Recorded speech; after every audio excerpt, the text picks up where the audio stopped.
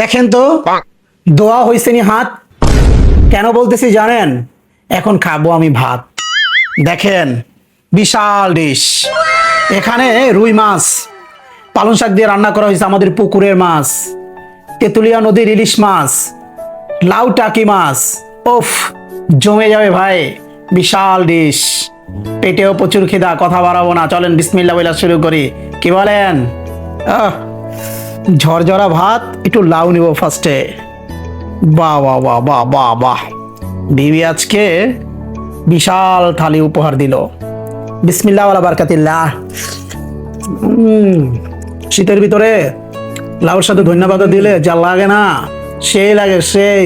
তার সাথে দেখেন রুই মাছ আর পালং শাক। শাকের ভিতরে কিন্তু পালং শাকটা খুবই দুর্দান্ত লাগে, অস্থির লাগে। প্রথমে একটু শাক দিয়ে খাই। তার সাথে রুই মাছ।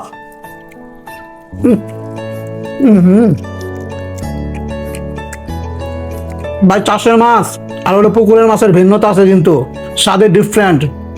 পুকুরের মাছে কিন্তু ভরপুর স্বাদ হয়, খেতেও দুর্দান্ত হয়।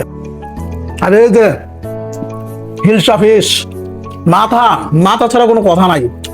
হুম হুম হুম একদম টাটকা ধইরা আনা মাছ, আমাদের দেশ থেকে নিয়ে আসছে গাইস।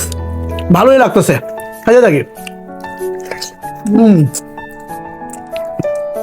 একটু আলু, একটু লাউ আর একটু শাক নিয়ে লাস্ট একটা বাইট দিব, কারণ ভিডিওটা লম্বা হয়ে যাচ্ছে। কে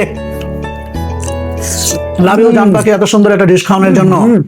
তো ভিডিওটা যদি ভালো লাগে থাকে অবশ্যই কমেন্টে জানাবেন, আর লাইক কমেন্ট করবেন, কিন্তু শেয়ার করে দিবেন।